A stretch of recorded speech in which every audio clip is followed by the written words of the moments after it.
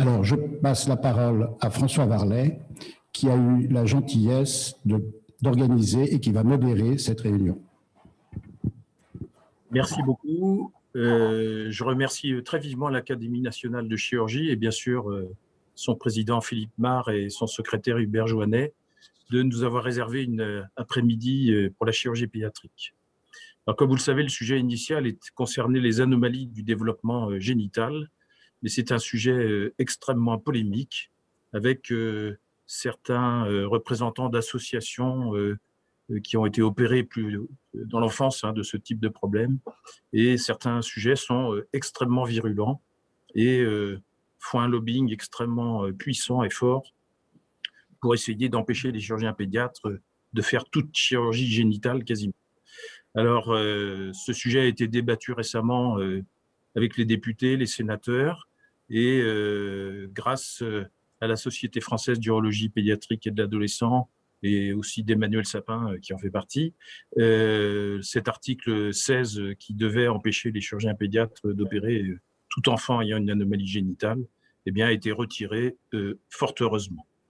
Alors, dans ce contexte difficile, je remercie quand même Pierre Moïcan, Nicolas Calfa et Pierre-Henri Duet d'avoir accepté autrefois de pouvoir parler de ce sujet, mais j'ai très bien compris la nécessité pour eux de l'abandonner de manière à ce qu'il n'y ait pas, du moins de ne pas mettre de l'huile sur le feu. Alors, j'ai pu organiser un nouveau programme, toujours sur l'urologie pédiatrique, et je remercie très vivement les 5 orateurs de cet après-midi d'avoir accepté en dernière minute de nous présenter leur communication.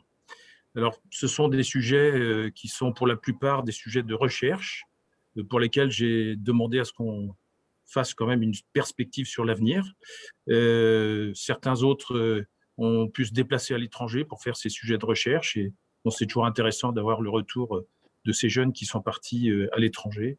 Et enfin, certains sujets sont plutôt sur le développement de certaines techniques chez l'enfant.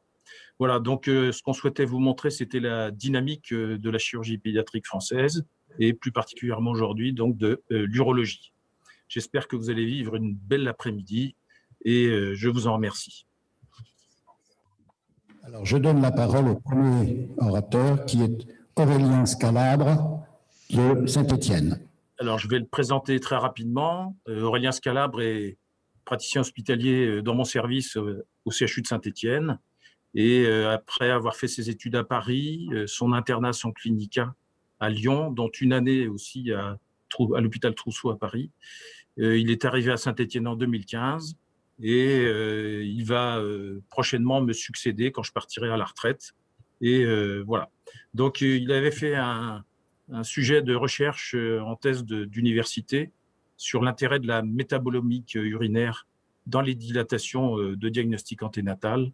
Et voilà, je lui ai demandé de vous présenter ce sujet qui m'est apparu fort intéressant.